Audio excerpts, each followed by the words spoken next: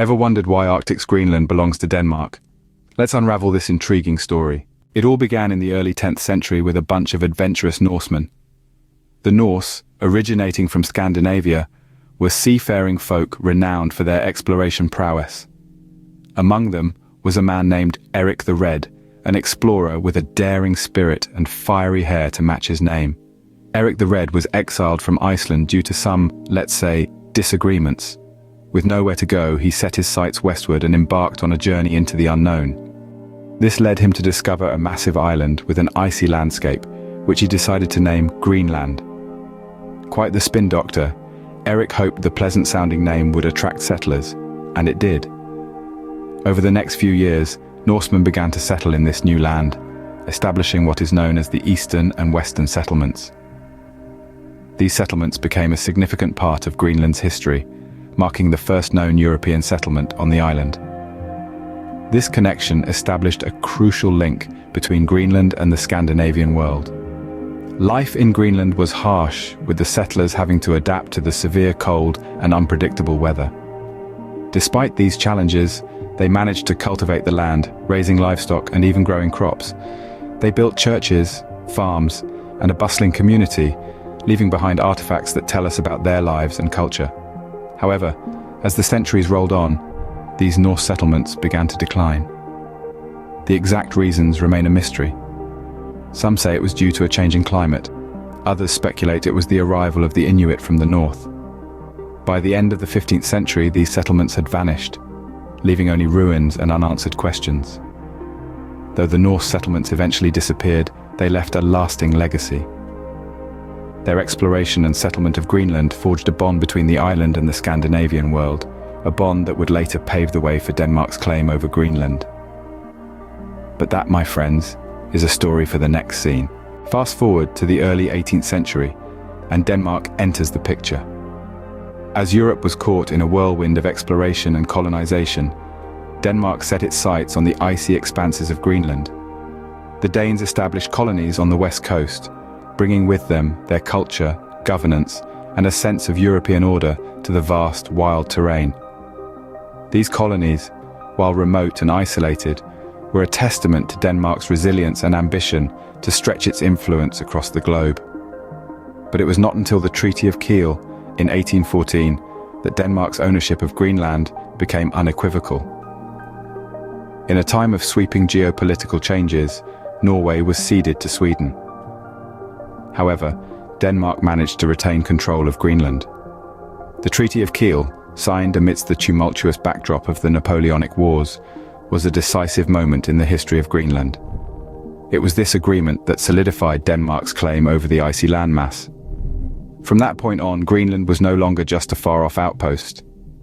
It was a Danish territory. Through the centuries, Denmark's influence on Greenland has been transformative, shaping its governance, its society, and even its identity. This relationship, born out of 18th century ambitions and solidified in a 19th century treaty, has made a lasting impact on the world map.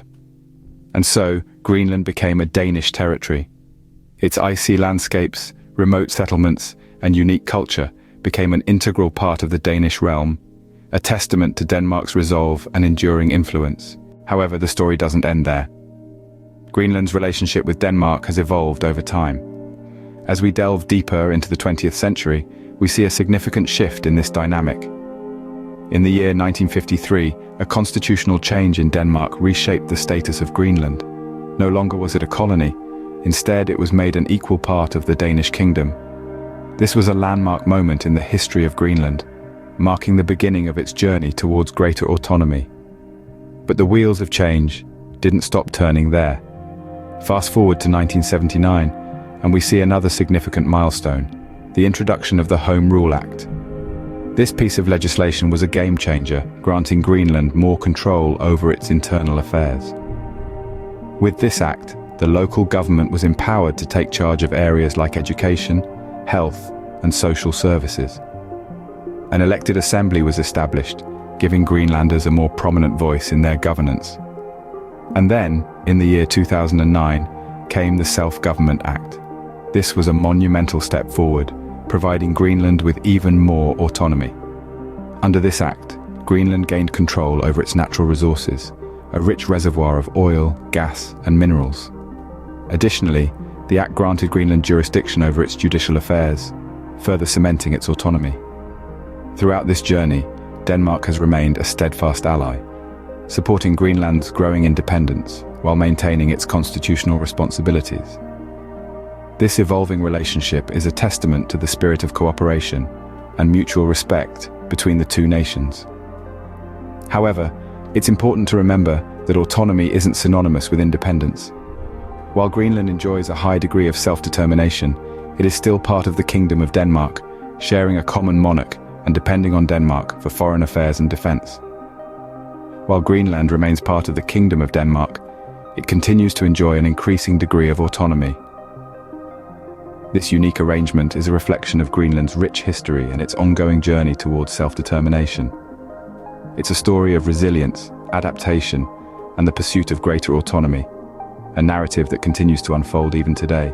Today, Greenland's relationship with Denmark is complex and multifaceted. Greenland is currently a semi-autonomous territory within the Kingdom of Denmark. This means that while it has its own government which manages local affairs, Denmark still oversees foreign policy, defense, and financial matters.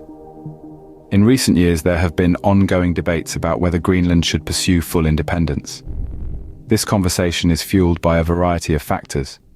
Some are driven by cultural identity and the desire for self-governance, while others point to Greenland's vast, untapped natural resources as a potential source of economic independence. However, there are also significant challenges to independence.